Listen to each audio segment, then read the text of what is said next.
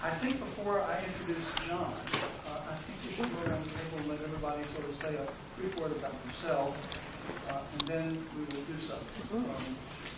Starting with my colleague, Ed Stu. It's just for fun. And I work here at Stanford.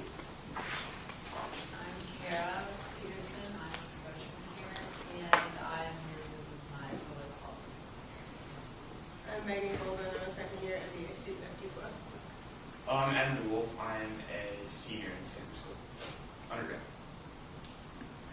I'm a Master's of Real Estate student at Duke. Your name? Gloria.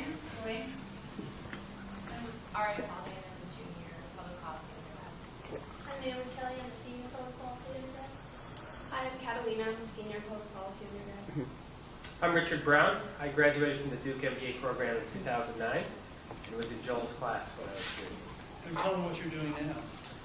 I raise money for artists so that they can use great instruments, Stradivarius violin. Got signed up 3 artists in the last couple of weeks. You have one of the Strads with you here? Not a Strad, but I've got a violin that was used by the concertmaster of the Chicago Symphony before he got his Strad. That's the Showing it to the Duke professor. yeah, sure, hold on. Okay. We don't want to skip Sarah. Sarah Berg with the Center for Strategic Philanthropy and Civil Society. That's right. And the organizer of this event and all of these events. Thank you. Yes, indeed.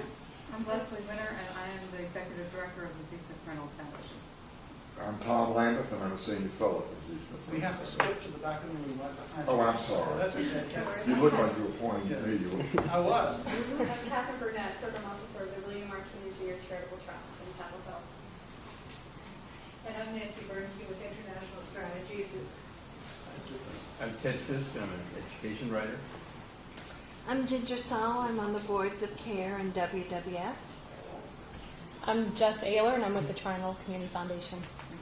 I'm Chase Oliveri. I'm a senior, and I'm a public policy undergrad. I'm Patrick Sable. I'm Joel Fleishman's research assistant and a second-year public policy graduate student. I'm Mike Crum. I'm a fundraising consultant. I work with nonprofits, major donors, and executives transitioning into nonprofits. I'm Katie Harold, a PhD student here at Stanford.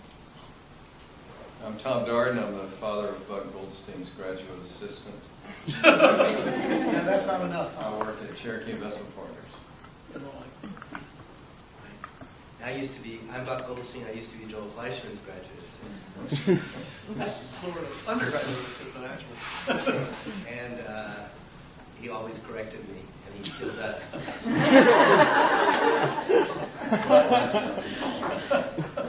And I'm in the economics department at UNC. Thank you all very much, and thank you for coming. We're fortunate to have John Abele with us this afternoon. John is a really remarkable figure who has been an impresario of entrepreneurship in the for-profit sector and increasingly in the not-for-profit sector. He went to Amherst College. He's one of the co-founders of Boston Scientific Corporation, which is one of the leading less invasive surgery companies around. He will tell you, I hope, a little bit about how he pursued the effort of persuading doctors not to make big holes in people and actually small holes instead. When I first met John, it was in about 1991, and he was described to me by his co-founder as the person with the ideas and the vision, and a real visionary, and he proved to be that. And John was one who really did help develop the technology, select the technology that Boston Scientific used in developing stents, in developing all kinds of devices to do less invasive surgery. It still is the market leader in most of those fields in which it operates.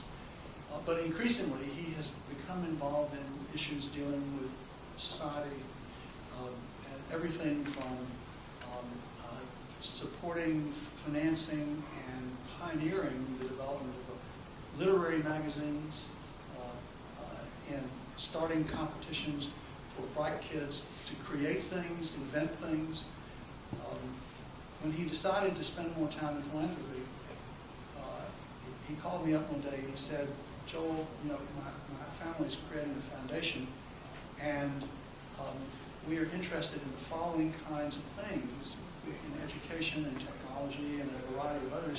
He said, can you tell me where I can go to find out who's doing what among the foundations in these fields and with what consequences? And I laughed when he said it. I said, John, there isn't any place you can go because nobody gathers that information. Foundations don't generally reveal that information, and as a matter of fact, there isn't any place you can go.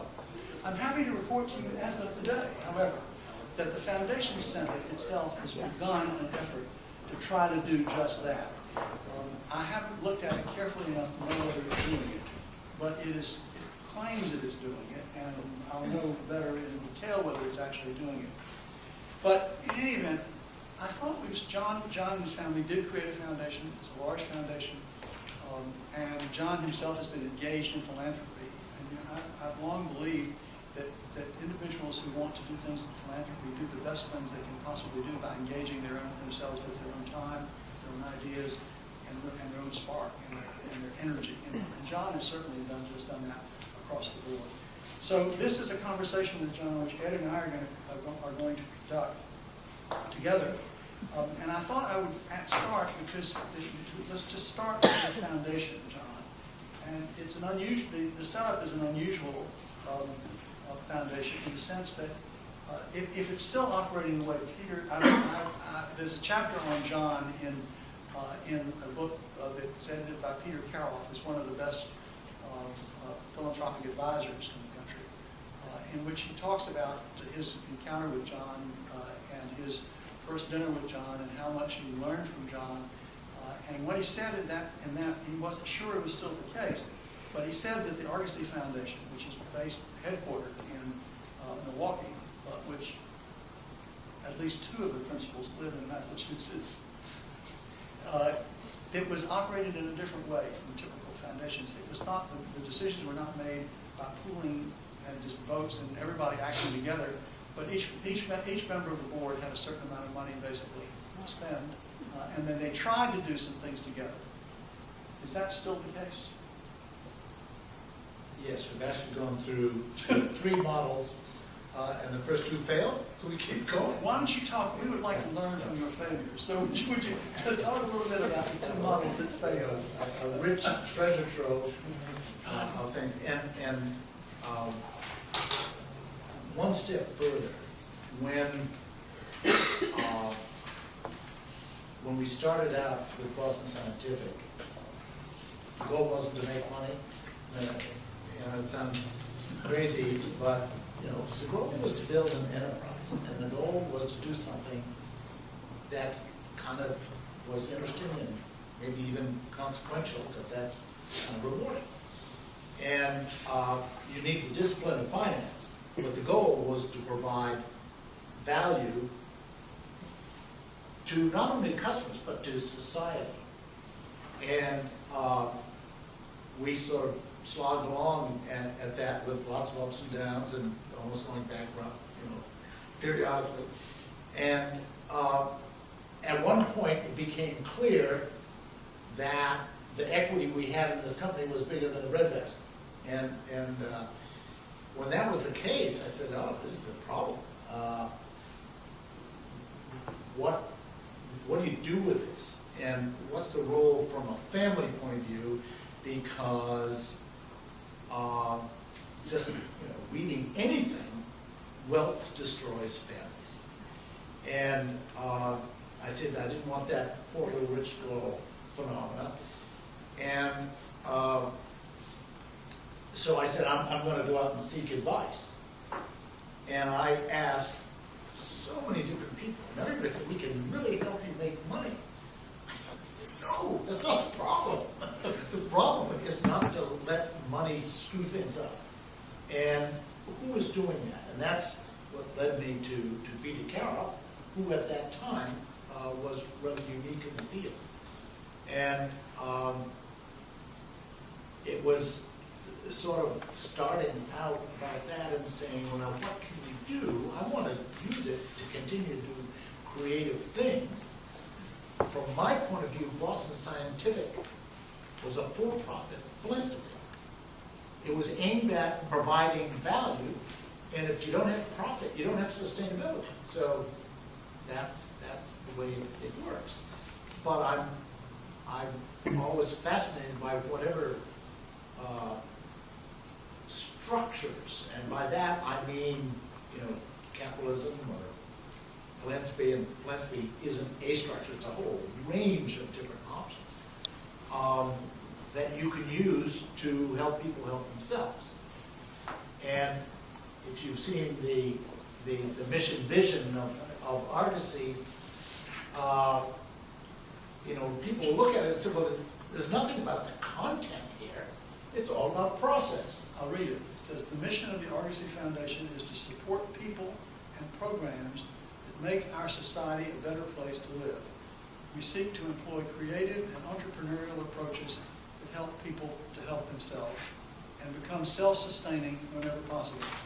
Our intention is to solve systemic problems, build teams and communities, create replicable solutions, and inspire others to contribute in their own ways. So that's a content-free mission, but I would argue that since our goal is to empower family and others to do that, what I didn't want to do, there was a little bit of a prehistory before Peter Caroff, is I met a gentleman who brought families who had wealth together. And these were both old families and new families. And it included the children of those families. This was Peter White. And it was really kind of a depressing story, frankly. It led actually, I think there's a book called The Legacy of Inherited Wealth. Did you ever see that? I don't think so. Well, basically it's 50 essays of families, of people, some of whom you know, because they are children of celebrities, people who made a lot of money. And every single essay was kind of sad because it describes how they really felt lost, frustrated, not connection with their parents. It doesn't mean it's impossible to have that a very successful environment, but it certainly struck me that this is not an easy thing to do. And in the process of doing that, I met one person in particular. I won't mention the particular family, but in this family, I think it was third generation.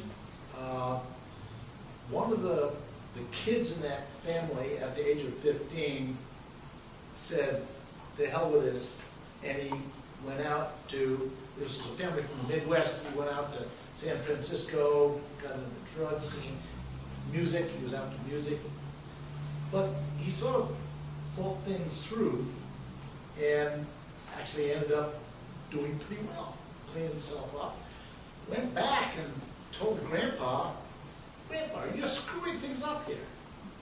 And, it's just so perfect. Grandpa said, perfect, you're the one I want. He just found his succession person.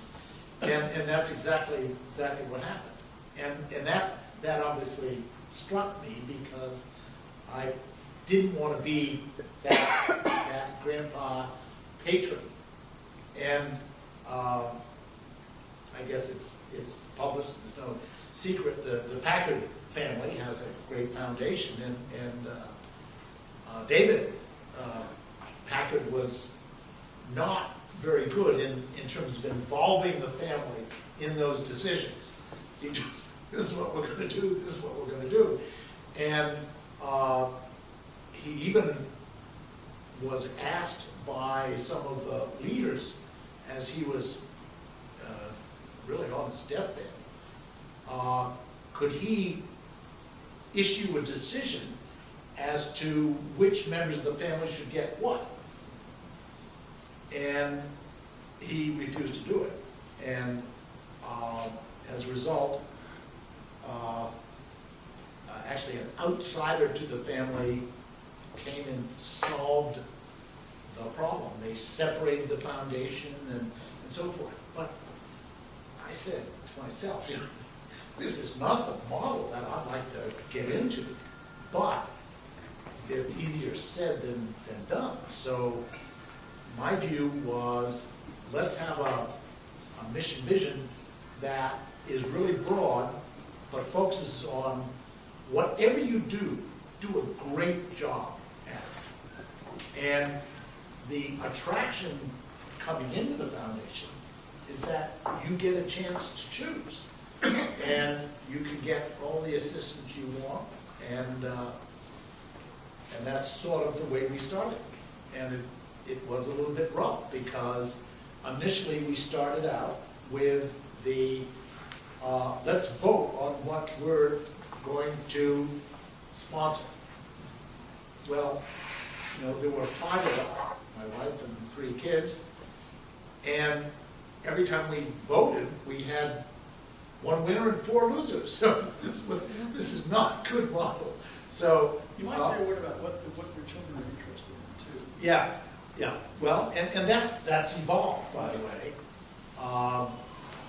One of them is actually interested in the arts and is a big supporter, but also in community. The next one is interested in music and has created a very interesting sub-foundation that deals with that. And the last is an environmentalist, and she does an awful lot of work in that area. My wife is an interfaith minister, and that's kind of an interesting thing, because if you look at society today, everybody is making the observation that polarization seems to be on the upswing, and a lot of it's driven by religion, and therefore the interfaith concept is something we need.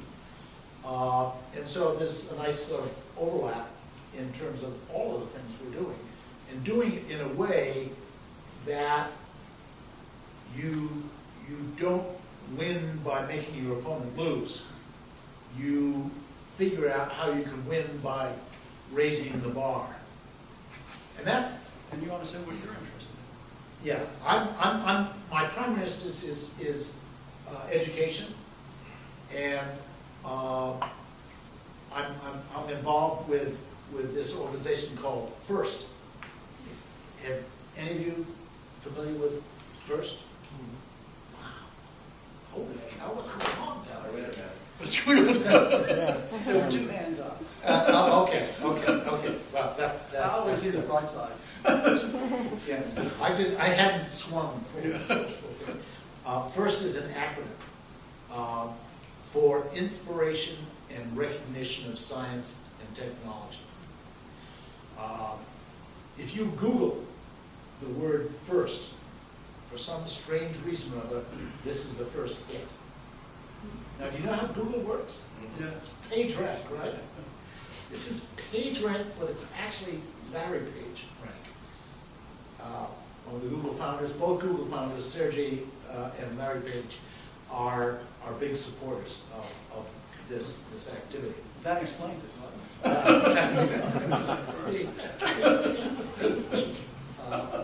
It works.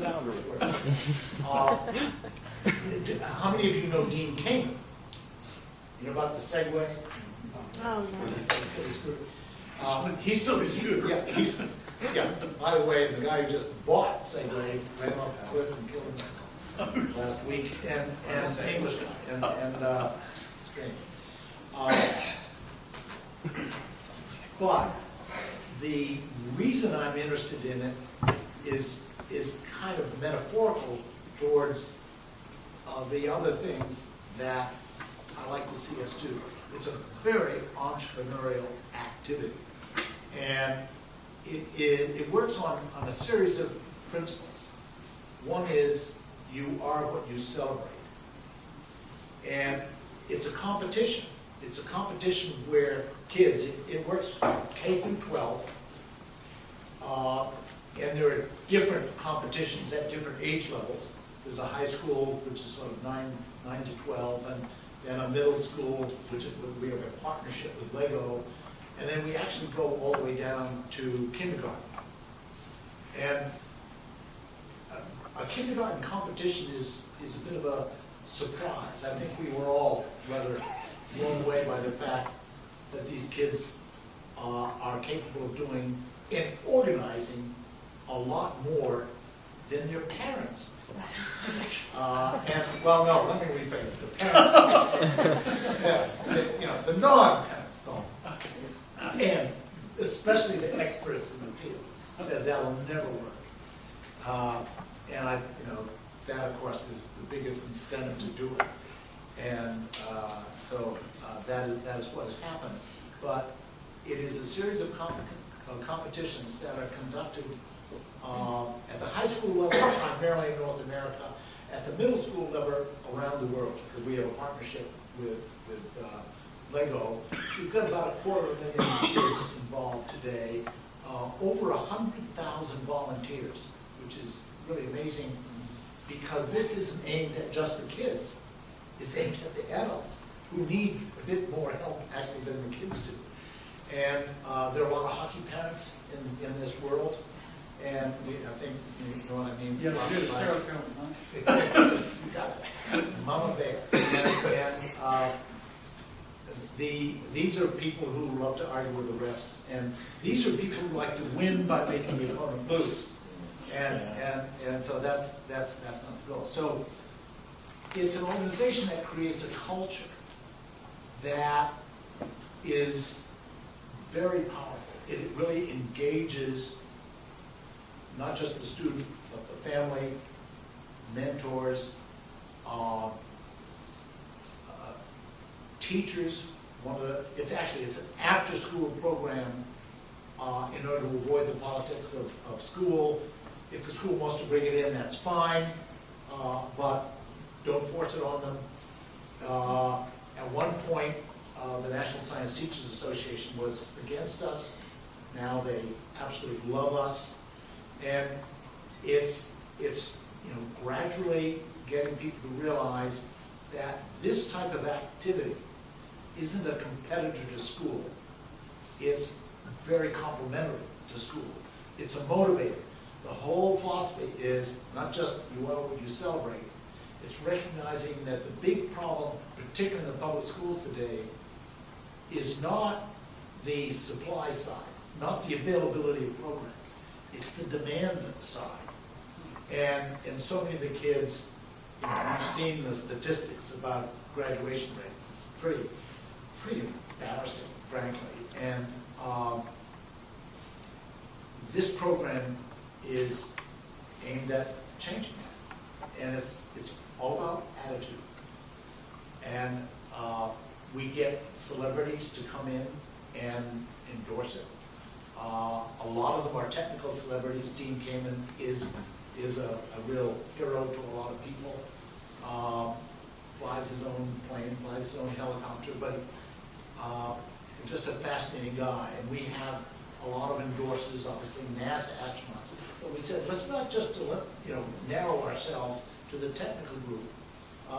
Let's pick the people that the kids know and understand. Rap stars and athletes. We've got to get them in and endorse us. And that's what we've done. And they like that. They come on and say, what a neat place. And then they go away, which is, we think it's good. You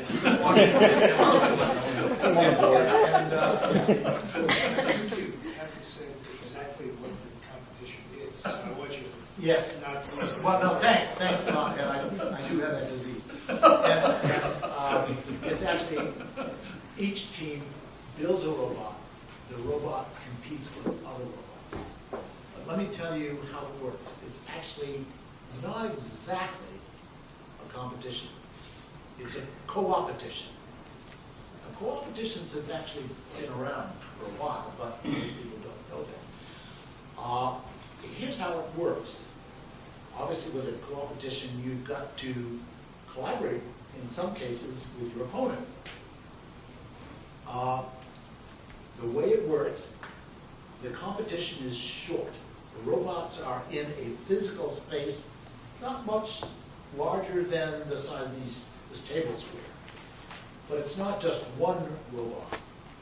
It's several robots on each team. So it's one alliance plays against an opposing alliance. And the competition is only 2 minutes long. And that addresses the ADD sort of nature of this sort of thing on the kids. You don't play once, you play multiple times. And in between, you take your robot into the pits. So already you see there's a few metaphors going on here. It's sort of part basketball championship, a court and so on like that. It's part NASCAR, that's the pits sort of thing. It's also part rock concert, because we know the real competition is rock concerts. And so the music is too loud, and the kids, in addition to making the robot, develop their own dances, develop their own songs. We have a lot of people in the audience. Our championship this past year was played in Atlanta, in the Georgia Dome. We not only took over the Georgia Dome, we took over the Georgia World Congress Center. This next year we're going to do St. Louis, same thing. We take over the huge football stadium and the World Congress Center. The large crowds are part of the attraction. And we don't celebrate individuals, we celebrate teams. Now here's the way the co-opetition works. In the early part of these games, your partners are changing each time you play. So your competitor on this round may be your partner on the next round. What do you learn from that? Don't shaft your competitor. And as a result, you actually see some of these teams helping out their competitor. 1 year, by the way, the game is different every year in order to give the new teams a more level playing field. John, in the competition, is it everybody K through 12, or is it? No, competitions are within ranges. So there's a high school competition, a middle school competition, and then a sort of a 1 to 6. They all, in the Congress Center in Atlanta, there were multiple different age group competitions. That's right, all taking place at the same time. But with the senior competition is the big one, and so you'll get that 40,000 people screaming and hollering and so forth, and that's kind of the goal. And so you've got this one incentive, you're going to play multiple times, but there's also sort of a culture, an ethos that says it's about gracious professionalism. We have tons of judges, and these judges are well-known, famous people, and we make sure we introduce them as famous people, so that if they didn't know it, they will know it afterwards. We usually have somebody famous come in. We've had presidents of the United States come in, and others, and just the fact that they're being paid attention to, and a lot of the kids who are playing are the kids who are absolute targets for dropping out. And they will tell you, I wasn't going to hang in school, but I found a place. I found something I want to do. And just to give you a sort of an interesting statistic, we now have somewhere over, it's about 150 colleges and universities. And I can't tell you whether this one is one of them, that offer scholarships to people who've just participated in the competition. And it's $13 million worth. And what they tell us, and by the way, it's 10% of the MIT, this year's MIT freshman class, 10% of Marquette, go down the list, Virginia Commonwealth, and we've just got a new regional in North Carolina, but I think it's Bloomington, where it is. But the ethos, as I said, is gracious professionalism. And you'll sometimes hear kids coming up and saying, I think this is one famous one that's stuck in my mind. This was a 90-year-old African-American kid from the Bronx. And he said, you know, when I was a kid, I was a gang member. I was 9 years old. And he said, this has turned my life around. I have a purpose now. What was fascinating in this kid at 9 years old was amazingly eloquent. And he said, I come from a rough part of the Bronx. I suppose there's yeah, anyway. That's kind of inspirational because that's the reward, that's the change. And the overlap between the adults and the kids in this environment is rather fascinating because the kids make a lot of the decisions. Yes, we have referees and there are judges. A referee is judging the actual competition. Judges go in and make judgments on things like sportsmanship, gracious professionalism, etc. And best design and creative things. And the recognition of not just the robot, but in fact how that team has impacted its community turns out to be the most important award. It's called the Chairman's Award, so I got to deliver it a number of years. And it's one of those things that bring tears to everybody's eyes because part of the process, if you have a lot of awards, the value of the award is selling philosophy. And I don't care whether this is a business or whatever it is, it's an opportunity to explain why you're doing what you're doing. And we have this incredible collection of very, very bright judges. One of our judges who frequently comes is Steve Wozniak, for example. And so the nerd's nerd, but he is an absolutely fascinating and a brilliant, brilliant guy. And they work very hard to make difficult decisions about who is going to be the winner. But they always put together words that sell the philosophy. It is gracious professionalism. It's respect for others. It's building a team. And in this Chairman's Award team, the things that they've done just almost doesn't seem real. They have changed entire communities. They've certainly changed schools. There was one team that was made up of students from 6 high schools in the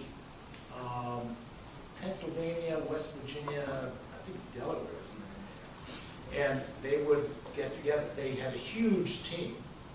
And they won this Chairman's Award. And they had gone into West Virginia and worked with a number of families, getting them water and facilities. I mean, it's something that you normally think, well, I thought that was Albania.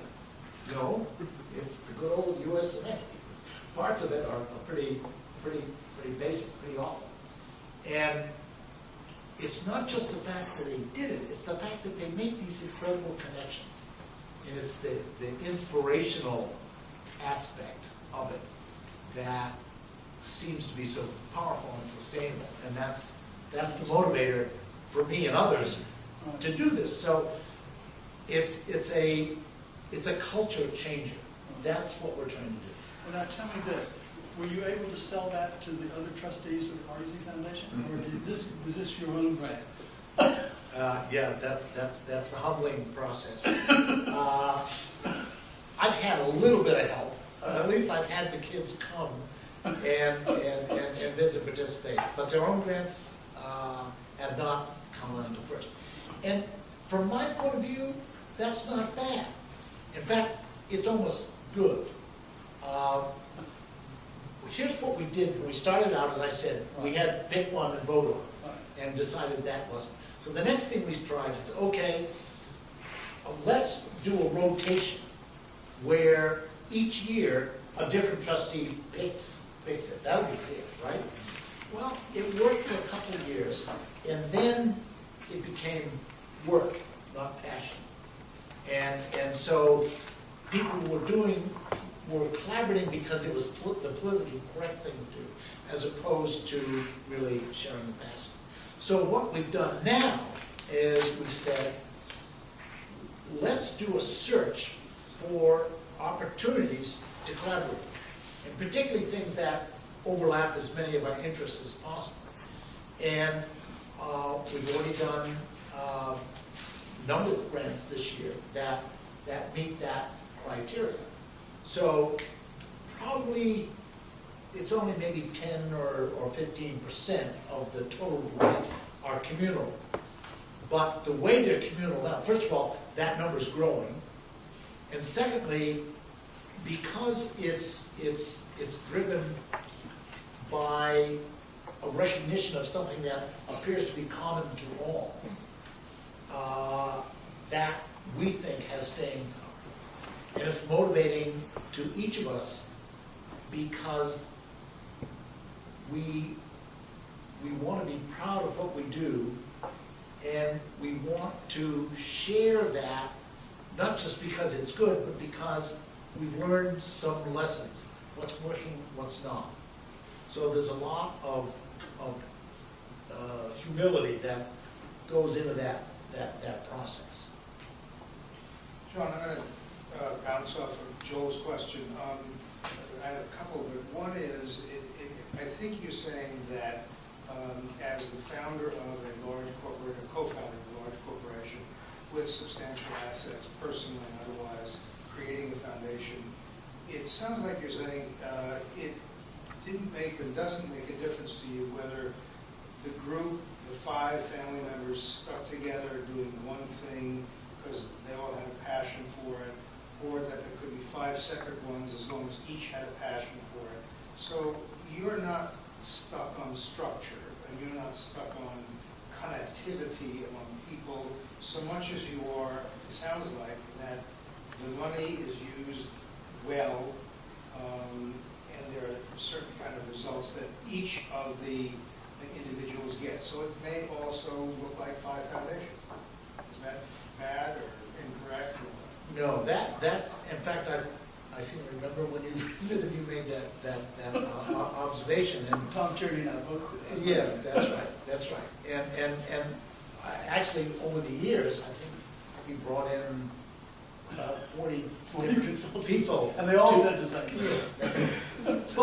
But they had good suggestions, and we evolved. And one of them actually was the Bill O'Neill suggestion. This is another family in Cleveland. And for him, family was very, very important. He actually produced some gatherings strictly on how do you keep families that want to spread it out together. And so what he did is an opt-in, opt-out model. And that's actually what we've done in our case. Say what that is. Yes. Opt-in, opt-out is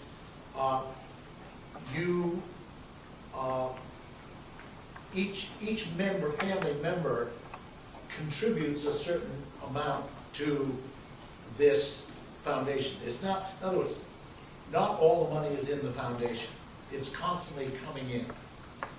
There's a commitment that the money that is in a trust, but not a charitable trust, will go to a charitable trust. But it goes in according to the needs that we plan each year. And it's different now from different participants. But the commitment is there.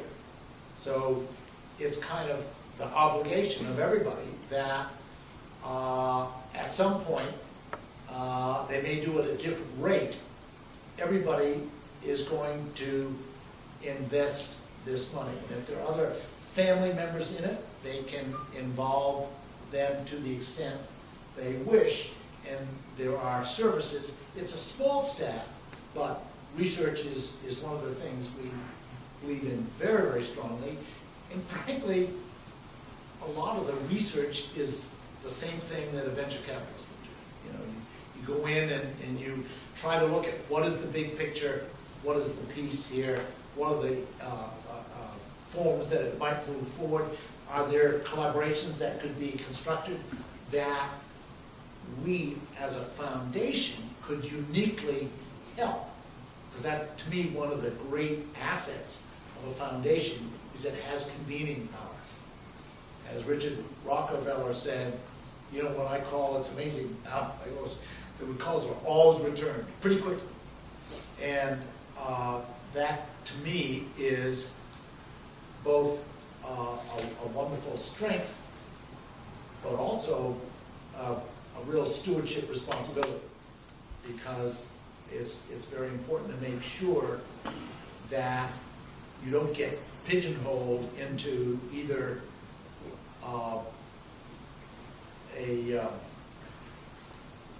well, you don't get looked at the way stimulus funds get looked at. So what's the opt-out part? I got the opt-in.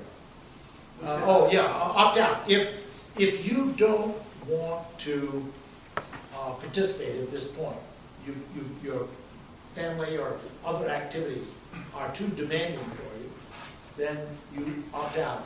You can always come back in if you want. Opting out means just not putting in any money at all. You're not putting in money, but you're also not putting in the time in which you're meeting and you're solving different issues. And did I understand correctly that your daughter, one of your daughters, who opted out for a period of years and then decided to get involved? No, actually, it was a son, and he's gone in and out, and right now he's out. But when you're out, it doesn't mean you're disconnected from an information point of view. And so obviously part of what we want to do is make sure that any decisions are made on the same basic information that everybody else would make if they were in. I should point out that John is writing a book on collaboration, right? Yeah. Can you just say a little bit about how the book came about and why you're interested in that subject? It's not limited to collaboration foundations. Correct. That there's a chapter on it, but it was based on this, and it has to do with my experience at Boston Scientific. And the experience at Boston Scientific, not so much from the business side, but from the fact that Boston Scientific makes medical technology. And as it turns out, almost everything we did was disruptive to the field. And when you have something that's disruptive, the establishment, those people who are the most powerful in whatever that field is, are frequently not very enthusiastic about it. And from the medical point of view, what we did is we developed technology that would lead to products, that would lead to procedures that would reduce risk, trauma, cost, and time. That was our goal. So I never viewed us as a product company or even a technology company. That's the vehicle to achieve those goals. I figured that, and this was sort of in the early 70s, that might have some value at some point. In the early 70s, healthcare was a cost-plus world, and there were less constraints on spending than there are today. Hard to think about that because obviously there's a lot less money than today. But now it's been frankly rather corrupted. People have optimized the ability to squeeze every penny out of it. And when we were starting in the 70s, that was not the case. Most of the companies were pretty small. A lot of the people were somewhat idealistic, as was I. And that's how Pete and I got together, because we shared that view. You have to have the discipline, financial discipline, and organizational discipline to make this work. But the goal is, here's a field that has an enormous impact on society, and there's a lot of things that don't pass the common sense test. And there are ways to do things a lot more effectively than exist. Let's focus on that. And there are enough problems out there that this mission can last forever. And of course, now it's probably even more relevant than it was back then. However, the dilemma was, because everything was disruptive, the establishment kept telling us, well, show me your 20-year results. Yeah, come on, that's the prisoner's dilemma. You know, pay your way out and you can get out, but I can't earn money. Well, that's the problem. And so we struggled under that dilemma for a while, and we had some great technology and a few early adopter type people that every field has. No matter what it is, there are always some people around who are constantly experimenting, trying out new things that could be very beneficial. But very frequently, the inventors, the early adopters, are over-enthusiastic. Everything is hyperbole. And as a result, people don't trust them. And if you look back, I'm sure that's true here. In the first inventors have to have an enormous amount of self-confidence, and they've got to be great salesmen, but usually they overdo it.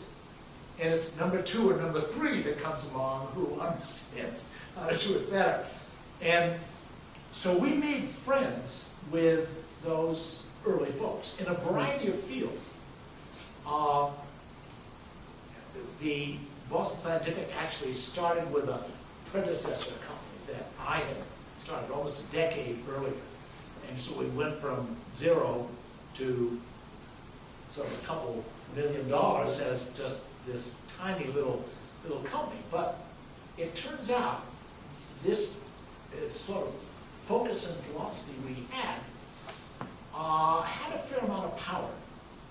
And there were several elements that were intriguing that took advantage of the broken medical system. And that is, we would develop catheters and technology that would go with catheters, where the theory was, we're going to do a procedure on you through a small hole. Just the fact that it's smaller means at least the trauma of the procedure won't be worse than the disease itself. And in addition, you'd say, well, you're probably going to heal faster.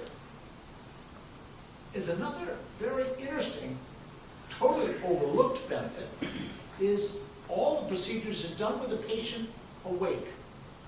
Now think for a second, no anesthesia. Well, that's good because there's less risk. But there's something else there. If something goes wrong, there's pain the patient tells you. So we added a new sensor, if you will, to this process that would tell you when something was going wrong. But even more than that, the psychic nature of the patient being a partner in their own treatment in healthcare is a blessing. It's creating a sense of empowerment and responsibility that tends to make them do better. So, independent of the actual medical results, the results of this organ were better. Patients loved the idea that they knew what was going on. Now, not everybody, but the vast majority did. Unfortunately, surgeons weren't very excited about what we were doing. And still aren't. And still aren't, but less so now. And because in many cases, the people who would do this procedure wouldn't be surgeons. Actually, early on, we thought they would be a natural one to do it. But they just turned the other shoulder. And, but that meant we had this problem. We had what looked like really good technology that would achieve the goal we're after. Less risk, try more cost and time. It's just kind of obvious. But the problem is the establishment controls the flow of patients. And so here we were with the physicians that we were dealing with, cardiologists, radiologists, urologists, gastroenterologists, and more, frequently had to get permission from the surgeon. And the surgeon wasn't excited about giving them permission to do something that might damage their business, our money, go down the line. And so what happened was this, and it was a combination of things. The pioneer who made the biggest difference was a gentleman from Europe. He was living in Switzerland at the time, but he'd been born in Dresden. So, you know, understand Switzerland's kind of a police state, and when you look at it this way. And this fellow wanted to do these procedures, and therefore, in order to get permission, he needed a patron.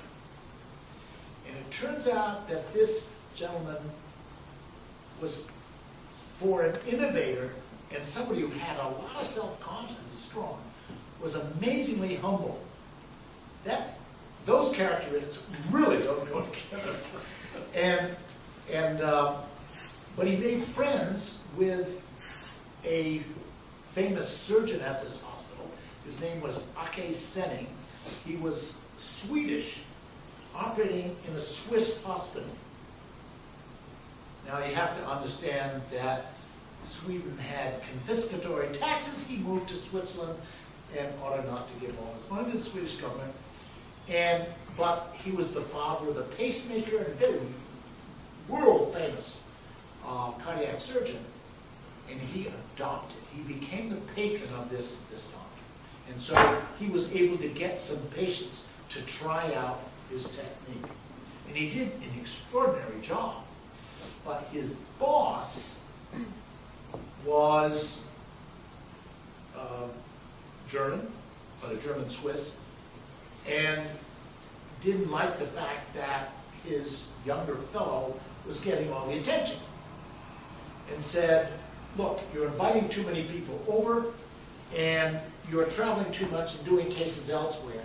You got to cut that down. You got to, do what we would tell you to do. And so, what would you do in that situation? Well, let's bring everybody in together. And that's what he did. And so he created a live demonstration course. Now, coincidentally, this was technologically the introduction of, I guess you can call it prosumer video, late 70s. That's when Sony, JVC, and so forth came out with the video cameras. They didn't exist before that. They were super professional, very expensive, really not much different from the film cameras. And before that, actually in the early 70s, it was all done with film. So there was this transition taking place. And the availability of video changed the ballgame. It meant that he could do a live course and transmit the procedure real time from the operating room to a theater where all the visitors were collected. And he did more than that. He said, I'm going to make this a learning experience where we're all learning together. Now, he was not the famous professor teaching. He was the child, so to speak, teaching a lot of famous professors in the audience who were really anxious to understand what could be a profound change in healthcare around the world, particularly for heart disease. Using a catheter to treat the coronary artery I mean, this is heretical. And that environment that he created, where the lecturer would do the case, tell everything that's going on, ask for suggestions. As he's doing it. As he's doing it. That had never happened before. And of course, you know, technologically it would have been difficult to do before. And so now he was able to reach out to all these people. And he did it because his boss wouldn't bring them in one by one, which is what he wanted to do, or go and travel and do cases. And so it created the first live demonstration course. The people liked it a lot. Now, from a collaboration point of view, he did a few things that turned out to be phenomenal. Ritual and symbolism is very, very important. But this was a young guy who couldn't wear the robes and the caps and so forth because he was young. So what he did is at the end of this session, he arranged for a picnic dinner on top of a very, it's a good-sized hill right near Zurich, which is where this thing took place. And he had them walk up this hill. And then after the dinner, he gave them all torches, lighting the torch. I mean, this was a stroke of genius. And this group now became a band of brothers who were breaking the bands of constraint that had existed in that field forever. The concept of opening up to input from everybody during the procedure, first of all, would have been difficult or impossible before, but forget about the technology. Think about the psychology that we are collaborators together. It's kind of an open source model before open source existed. And over time, that process became copied as others tried it out, initially in cardiology, but then I personally was very involved in this and brought people from other fields and said, you got to see this. And so they adopted it for their fields. And within the medical world, the collaboration is not much above zero. And the silos of the different specialties are extraordinarily strong. And if you are in professional society, your professional society is run for the benefit of its members, not for the benefit of, patients, society, whatever. That's just the way it is. And what we did as a company is our technology, as it turns out, if we applied it in one area, with minor modifications, it applied to another area. You might say, well, that's going to be very inefficient. Exactly the opposite. It turns out now, whenever we did research on a new technique, and we actually, in the 70s, when we were still a tiny company, we would have maybe 50 papers a year published on our devices. And other people who just dream about that. And this is published by professionals. This is not, written by, people who write those articles. This is all in the peer-reviewed professional literature. So it was kind of a neat endorsement. Maybe we were in the tiny fine print, but I loved that because that meant that it wasn't bought. We were there because people wanted it and trusted it. And this course sort of multiplied that effect because they would talk about the technology as well as all the medical aspects of what they were doing. And each time we learned from one field, we would take the lessons to another field. And the other field would say, wow, I've never seen this before. And, you know, I remember actually taking a doctor one time. I think he was in radiology, and he said, do you have this type of a gadget? And I walked him 3 doors down the hall into the urology department, and I took him to the wall where they hang all their equipment. I said, you mean like this? And, you know, he gave this, that's it. And it's just that to be successful in these fields, you have to focus so much that you lose not only the technological perspective, but a lot of the other perspectives.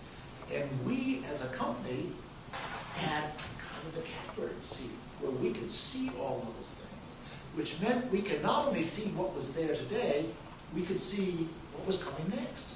It's pretty obvious. How are you going to transfer this to education? The principle of the success of the live demonstration course was several. Number one, it was not controlled by the establishment. The establishment can participate, and they did, but they didn't control it. It was controlled by a few physicians.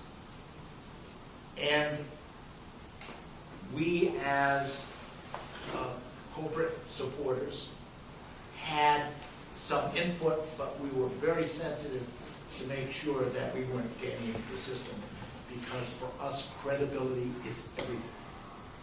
That was number one. Number two was the fact that every procedure had multiple experts commenting on it, who were literally chosen for their contrariness. So that some would be on for this new technology, some would be absolutely against it, and you would hear their views talked about. In addition, the entire audience would be prompted to ask questions or answer questions, multiple choice questions. So they went further, because now video, pretty inexpensive, they start adding screens. So one screen would be the patient, another would be inside the patient, another would be, you know, the vital sign sort of stuff. But then outside of that, there'd be another screen that would explain the principle of the equipment being used. Little cartoon drawings, so forth. I wrote a number of papers for these journals, long story about how that happened, because I was struck by the fact that people didn't seem to understand pretty basic stuff. So the papers I wrote were sort of aimed at a 7th grade person, but they are in the peer-reviewed literature, and one of them was the most cited. This is a 7th grade thing, it's just really embarrassing. But remember, if you think about people you know who are pre-med, they can't stand physics. It's kind of a, they never understood that. So my job was to sort of explain physics in household terms. And, but anyway, it made the peer-reviewed literature. And it was this combination of people with, great diversity that produced the wise crowd, if you will. There are a lot of people saying, well, now there's this corporate involvement here. So obviously there's real bias. And I used the audience response system one time when I was talking at those meetings, and I said, how many of you here feel that the patient is being treated ethically on a scale of 1 to 5? And about 2/3 were over the midpoint, but 1/3 were less than the midpoint. And so I did a quick follow-up question. I said, in your own hospital, with just the average patient coming in, how would you answer this same question? And the answer was exactly the same. I mean, almost frightening in a way, but people understand that the systems are weak. 100,000 people die a year as a result of medical mistakes, not their diseases. And that's true today, but it's gone down in one sense, but unfortunately we're doing more procedures, so the numbers are still pretty high.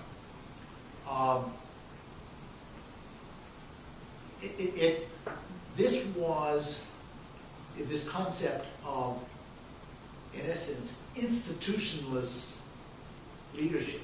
So you're not biased by institutions that do, by definition, have a bias, whether it's the academy, whether it's government, whatever.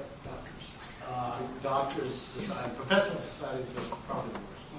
And so that was a very powerful thing. I said, wow, this is a powerful principle. It's really collapsed the time frame to market by almost 50%.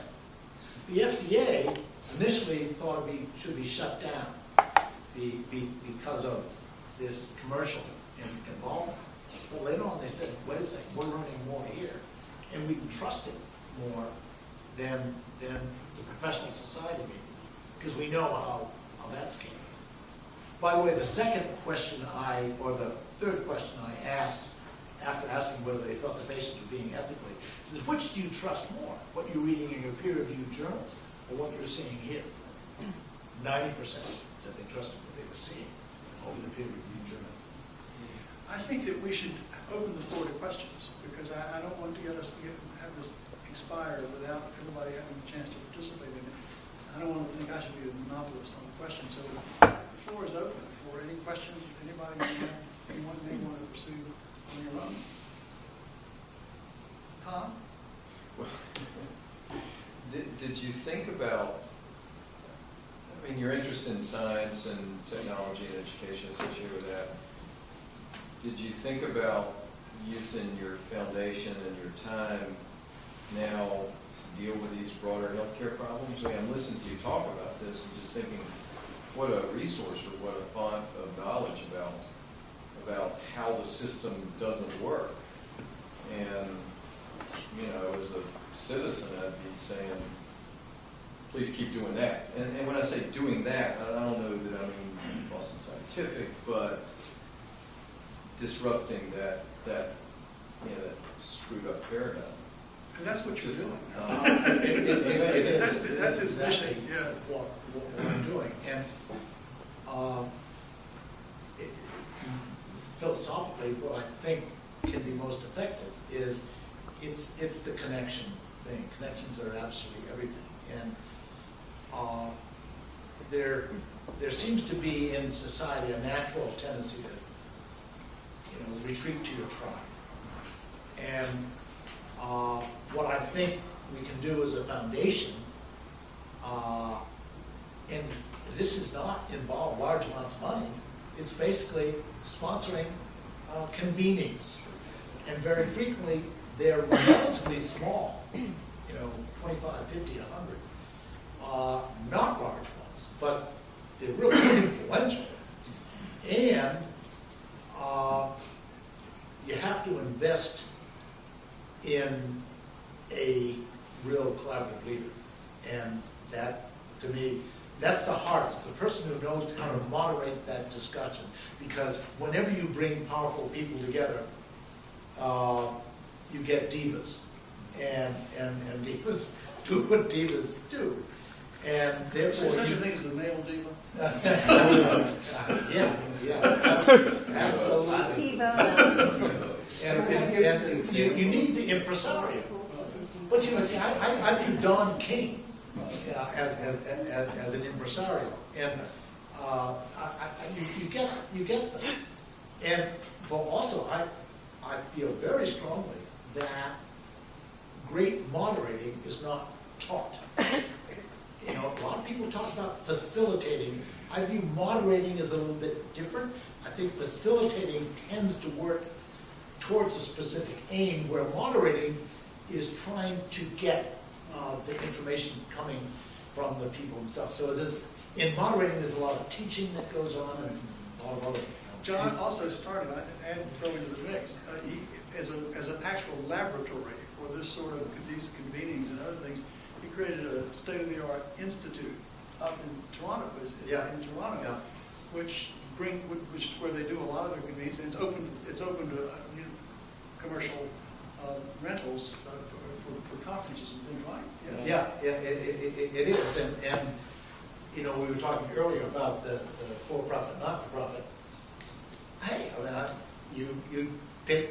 I get the big corporate clients, and they pay for the ones that are free. That's just a little bit of Robin Hood.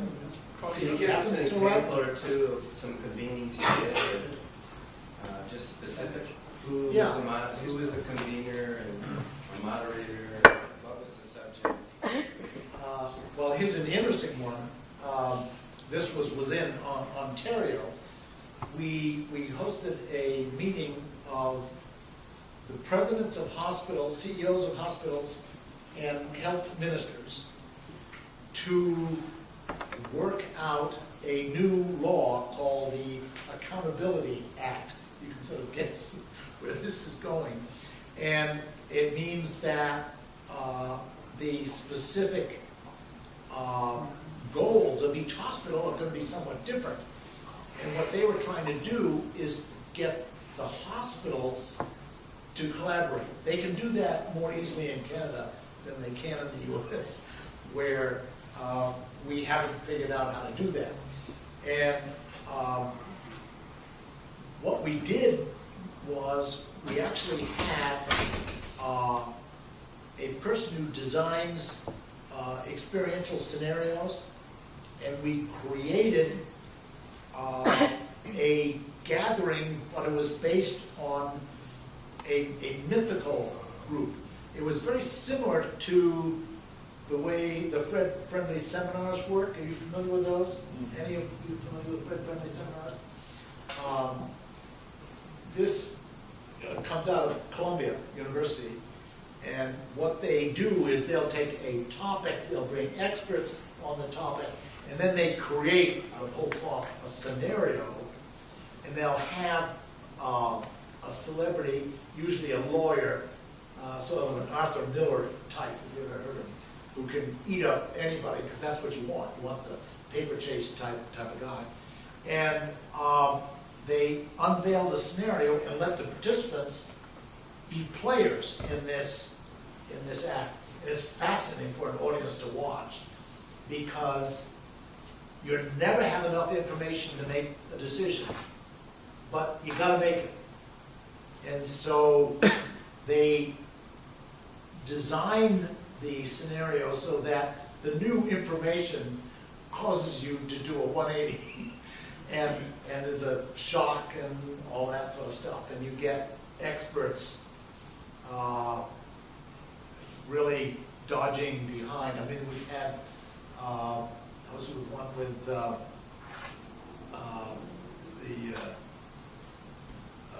former Sandra Day O'Connor, Supreme Court Justice, and some politicians talking about a political issue. I think this had to do with, do you elect judges or appoint them? And this is a no-win sort of deal. When you dig down, no matter what you do, people are going to figure out how to game the system. But it's a great discussion, because you first of all, you realize that, wow, this is more complicated than I thought. And you listen to some really bright people go through the process. And so that's what we like to do with groups that have a tough dilemma to face. And so we do some political things. This was actually a political issue. And then we do some corporate ones. And one of the great ones was we got people who do mining around the world to come and talk about environmentally sustainable mining. It's kind of fun. And boy, there's a lot of innovation that goes on in that. And if you've got the right moderator, you can do a lot of things. But a great convening requires a lot of setting the stage.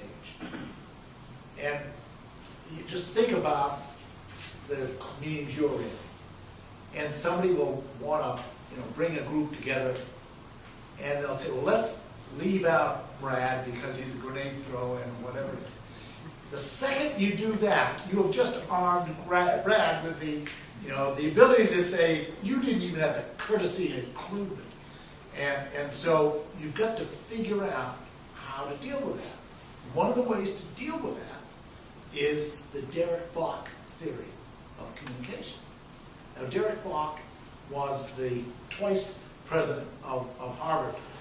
And in his second reign, and it really was reign, by the way, he had to deal with the Harvard Faculty Senate and make a decision. We certainly know that faculty governance is the classic oxymoron, military intelligence, all that sort of stuff. But in this case, he basically said, look, we've got to make a decision by the time we leave. So he said, look, I'm going to run this meeting a little bit different this time. I'm going to go around the room. There was about 25 or 30 in the room. This was the Senate, not the entire faculty. But I'm going to tell each one of you what you're going to tell me. Not this issue. It takes a bit of chutzpah to pull this off, but hey, he had the position.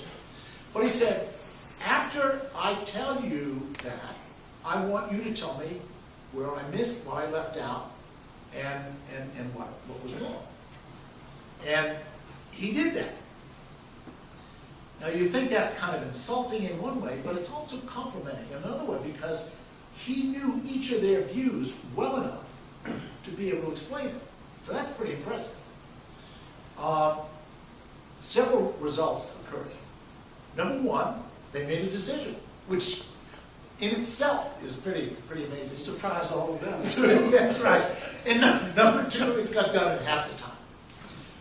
Now, the interpretation of what that means for managing a potentially explosive dialogue is, if you've got a grenade thrower, you do invite them, but you beat them to the punch.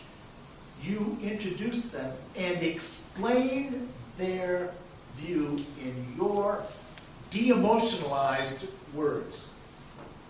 So you can basically minimize their building up the emotion, because that's in this case, emotion is your enemy, and you've got to make an objective description valued a lot. So you've got to complement it, and you've got to set the stage so that that is what you are going to go for. So it sounds too good to be true. Well, yeah, it is, of course. It takes a great deal of skill, I think, to be able to do that. It does, but it's a skill that can be learned, and we all know people who do that pretty well. But you can take this to a whole new level, and that's what Warren Rudman did. One of our other board members, a former senator, who, by the way, quit the Senate because he said, it's too polarized. And this was, 15 years ago. So if you think it's polarized then, you should say it now. But he would be the type who would actually go and talk with Hamas and talk, that sort of thing. And George Mitchell is doing the same thing in Northern Ireland and some of these other places. That's a skill set, but it's a skill set that's required at every level, and certainly in any university. That's the nature of the beast. You're dealing with a collection of fiefdoms, and in a lot of public policy issues, that is exactly the nature of the beast, and it takes a while to build up. But that, to me, is fascinating. And what I'm doing in my little book is talking about examples where I've seen that done well. Certainly, this whole story of less invasive medicine, that kind of worked. It worked at least in that format. This whole concept of first is absolutely extraordinary, because we get people hating each other probably doesn't even cover the feelings that they have. And yet, they will collaborate for this goal. At one point, we actually had both Coke and Pepsi supporting. First, that didn't happen too long, about 6 months. But the others, we were pretty proud. And we have a lot of other fierce competitors who collaborate here. John, let me roll you back for a second to for you the earlier examples and maybe pull it together. You talk a lot about gracious professionalism, co-optation, don't shaft your buddy, and you're a philanthropist. And there are people who we associate with who would say, those are three things that philanthropy does quite a lot of.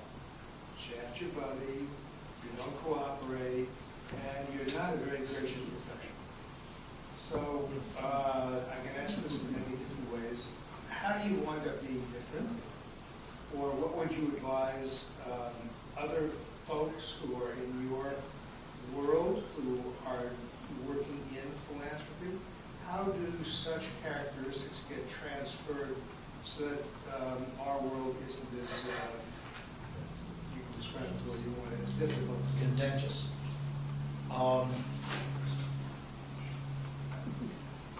It's a long list. I would argue controversy can be your friend. And I think a lot of people make a mistake because they don't like that. If you're having a gathering, convening, whatever you want to call it, and there's likely to be real flame throwing going on. Number one, you want to make sure that the first person who speaks sets the role, the standard of how to do it. So you want to have somebody who's very, very eloquent, who does de-emotionalize things. Emotion can work for you or against you. In a positive sense, emotion is great to have. Negative emotion ends up as cynicism. And cynicism is the death knell. And you can't pull it out. When what's her name, Sarah Palin said it, but somebody else came up with it. When somebody described guidance for end-of-life decisions as death panels, you have to say, that was a stroke of genius from a PR point of view, because it killed them dead, and they couldn't recover. It's too bad, because I think we are in gridlock.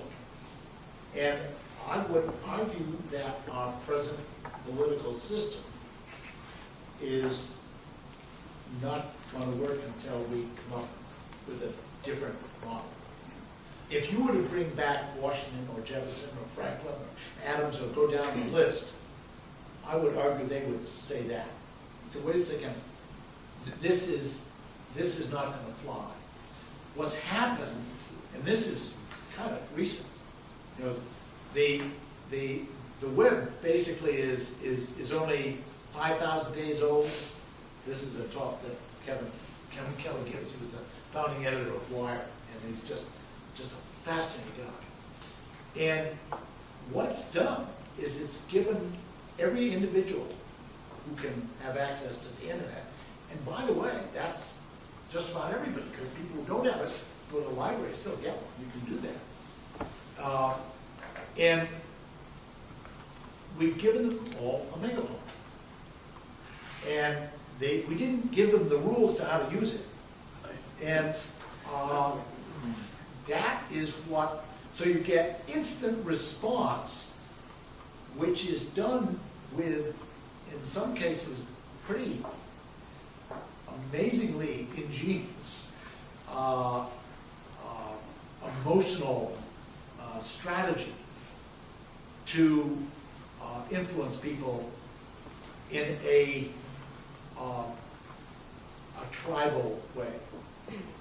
I think of Tito spent 25 years and actually sort of got a lot of those Balkan countries to get together.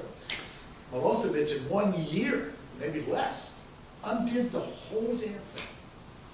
And that to me is